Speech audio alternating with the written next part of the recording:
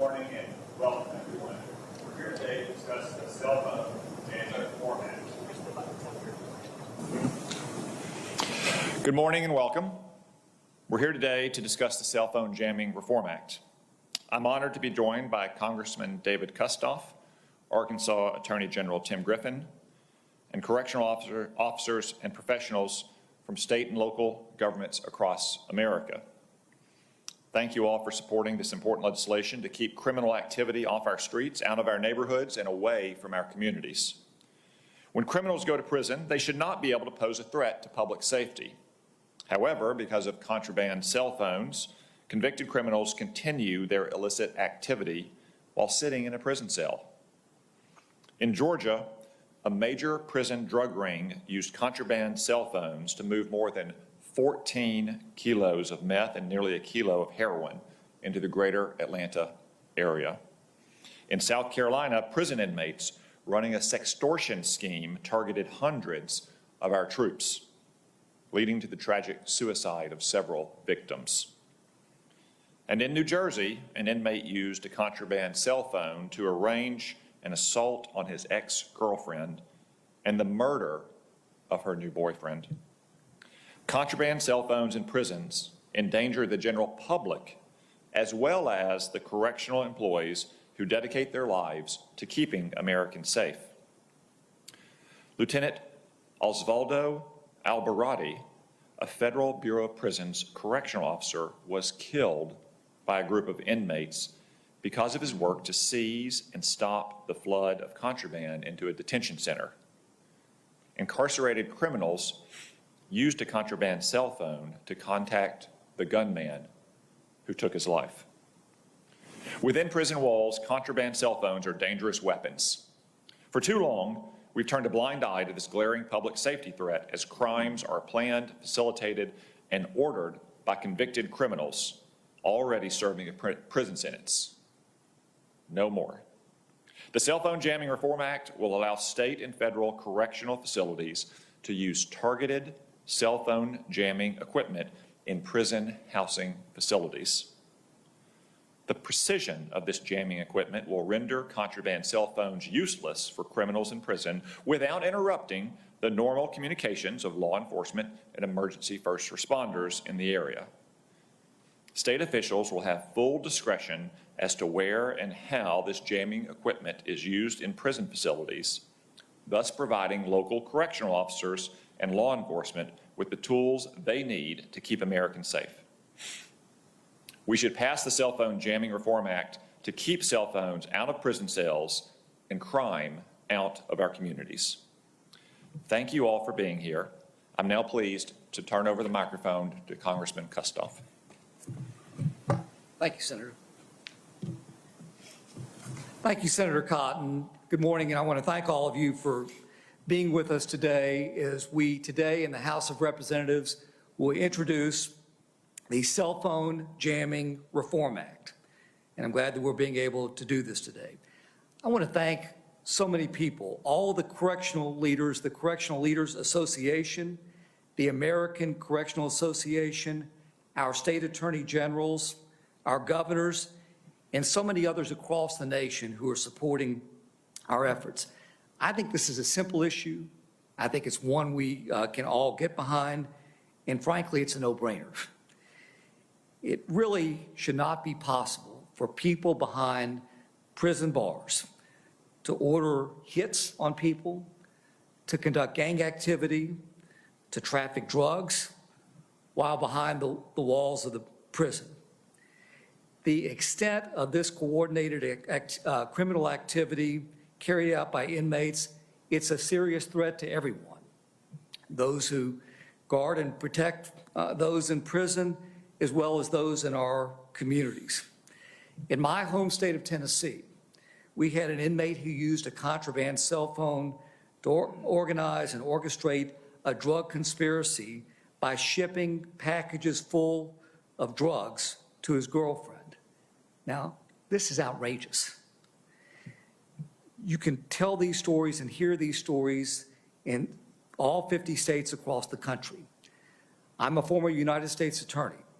I was honored to serve as U.S. Attorney for the Western District of Tennessee, and I know firsthand how dangerous this activity is and how prevalent it's become. If we want to stop crimes from behind bars, then we've got to allow state and federal prison officials to jam these signals. When criminals go to prison, their days of calling the shots are over. They shouldn't be able to do it from behind the prison walls. If there is no cell signal, there is no crime. And so it's critical that the federal government support, defend, and provide the necessary resources for correctional facilities to operate effectively and to ensure the well-being of the public. And that's why we are introducing the Cellphone Jamming Reform Act today. By preventing criminals from conducting operations from behind bars, we can crack down on crime in this nation, and we can importantly protect inmates, the guards, and the public at large. Congress should act now, because each and every day that we wait, innocent lives remain at risk. And I appreciate all of our colleagues here today, and especially appreciate a man who has been a friend who I served as a U.S. Attorney with and is now the Attorney General of the state of Arkansas, Attorney General Tim Griffin. Tim? First, I want to thank Senator Cotton, Representative Kustoff for bringing this bill back up. It was shocking to me that it didn't pass the first time. It's fundamentally common sense. I was speaking to our leadership at the Department of Corrections and State Police in Arkansas yesterday. We're begging for this bill to become law. So you may ask yourself, who could oppose this? I mean, we know what the problem is. Who could oppose it? Well, let me give you a couple of names.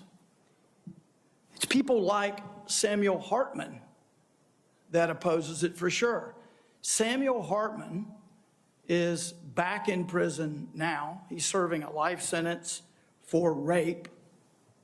He escaped one of our prisons in Arkansas.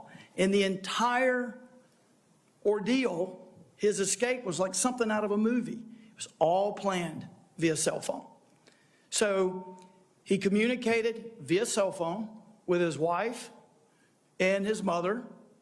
He arranged for a pickup time when he was doing garden duty in a facility.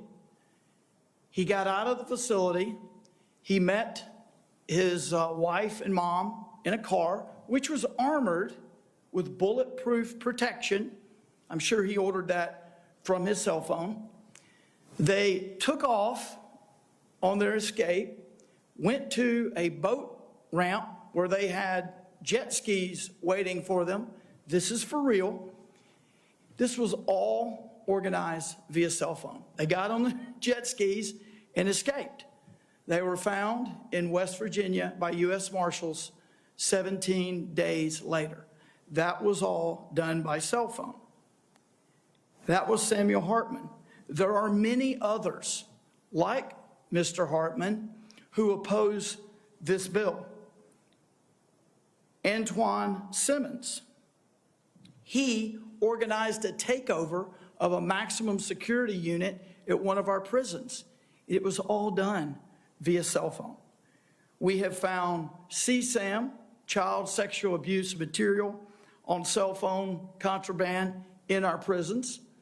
We've had individual prisoners orchestrate the extortion of money out of a mother outside the prison by threatening to kill that lady's son if they didn't get the money. All of this is done in prison. And I will tell you that in February, we had a serious threat group leaders study within our prisons, and we found that the 230 most dangerous threat group leaders had 308 multiple possession of cell phone violations. These are leaders of the Bloods, the Crips, the Aryan Circle, the White Aryan Resistance, and the Gangster Disciples. Here's a bottom line. We know what the problem is. We know how to fix it. It's about time we get this done. Thank you.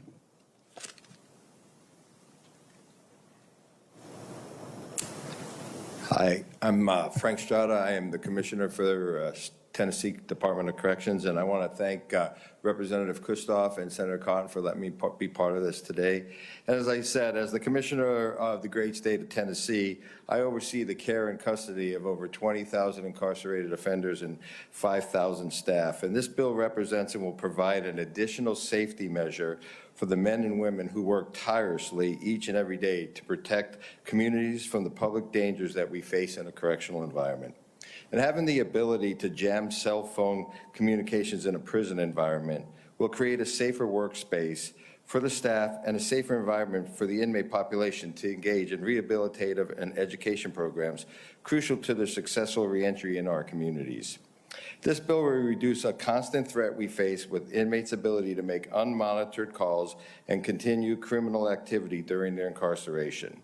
This bill will greatly reduce the hazards of contraband and create a safe and a workspace for all.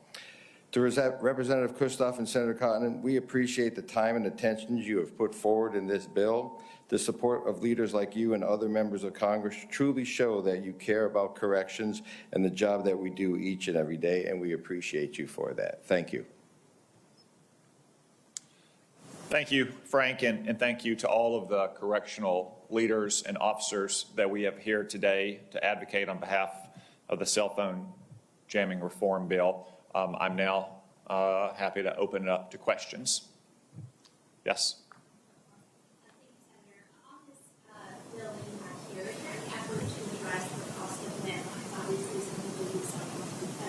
Of the cost of landlines in their homes. And second, on the Signal chat, there were, of course, new chats published today by the Attorney and poll that shows that alcohol is added during the chat. And if you look online, publicly available information on the defense policy states that any information pertaining to laying out military strikes, timing, people involved in the operation is classified as secret. So the Secretary of Defense has break the law here. On your second question, no. I haven't read the story yet, but my aides have shown me what was apparently released this morning. There was no locations listed there. There were no sources of methods. There's no specific target. Certainly there was nothing called war plans, which was an embellishment and exaggeration by a known left-wing partisan opponent of the president. On your first question about landlines, do you mean landlines inside of prisons?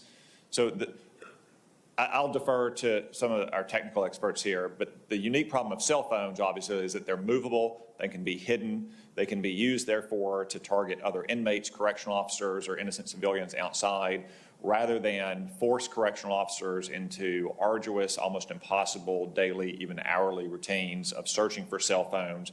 The bill would allow them to put a jamming mechanism over housing units only to ensure that cell phones are not being used in an inappropriate way inside of those housing units. Hey, I'm Brian Sterling. To answer your question, I'm a director of South Carolina Department of Corrections. In South Carolina, a cell phone costs about $7,000 to $8,000. A minute phone call costs 5 cents. You can talk to your family for 85 cents a day for 25 years before you would get to that $7,000 or $8,000 number. So that just doesn't hold water anymore. That argument is just not factual. We also have tablets now so they can talk to their family members in their cells. So that's not a problem either. Thank you. Any other questions? Yes.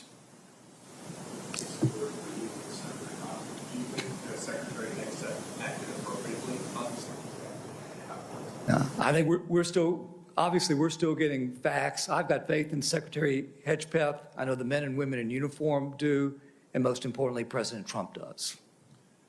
And I would just add, I think Secretary Hegseth, and more importantly, President Trump, acted appropriately in finally taking action against outlaw rebels in Yemen. I know many in Washington are scandalized by this story. What I'm scandalized by is that for 15 months, Joe Biden left our sailors on the Red Sea like sitting ducks, and he allowed these rebels to shoot continuously at Israel. And I think what we shall focus here on is not the way this was communicated, but the effects that were achieved against adversaries of the United States and Israel, who are also a cat's paw of Iran.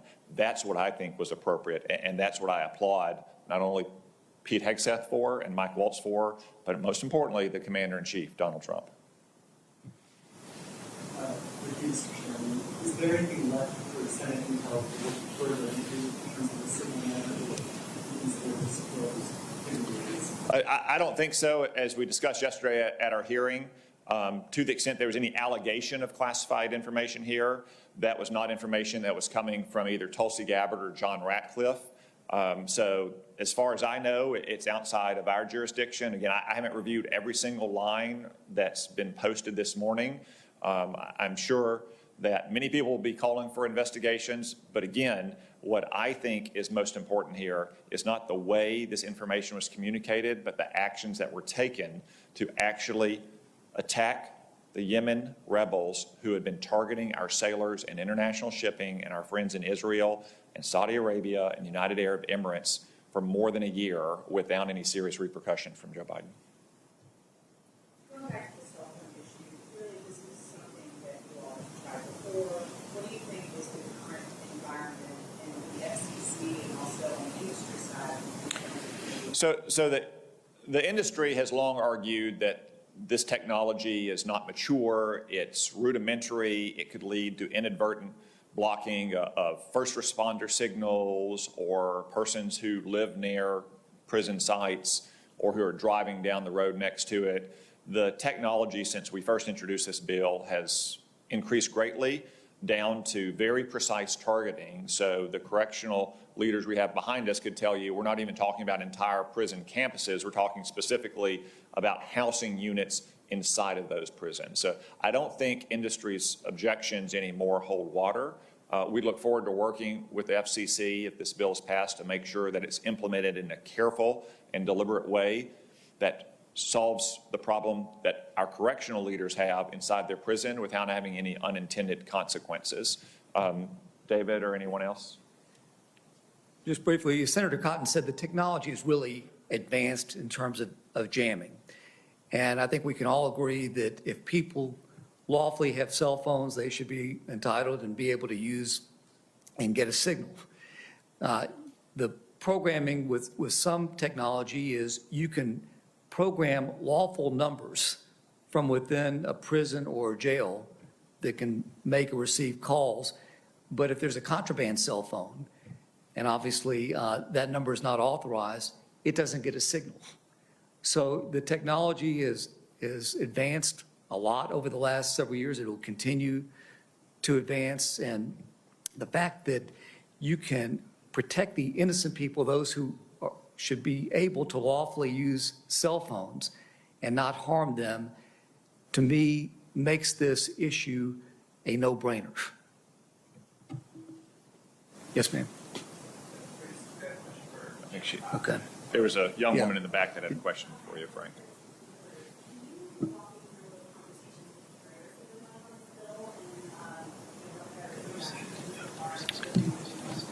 Yeah, but we'd like to get the support of the carriers. And obviously, the carriers will weigh in. We want to hear what they have to say. But if we can do what we talked about a few moments ago, and that is identify people who are in jails or prisons, guards, other personnel who lawfully have the right to be able to use their phones, allow them to have access, and essentially cancel out the contraband cell phones, that protects everyone. So we want to hear from the telecoms. We want them to join in, and in the end, there's no reason for anybody to oppose the bill. Thank you.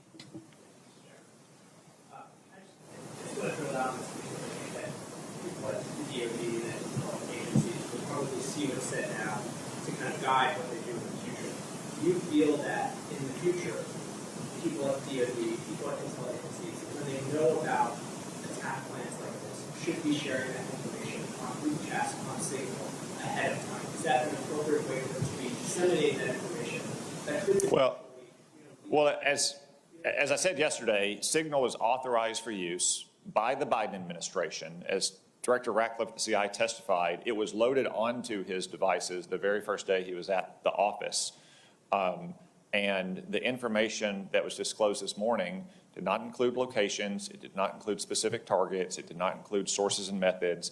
It was certainly not war plans as it was exaggerated or embellished to be said. I'm sure the administration, like all administrations, will continue to review how it communicates inside and deliberates consistent with the requirements of operational security and presidential record-keeping rules. But I think here the real story is the incredibly successful strikes in Yemen that has protected our sailors and protected our friends in Israel and international shipping, and that's where we should focus. Thank you all.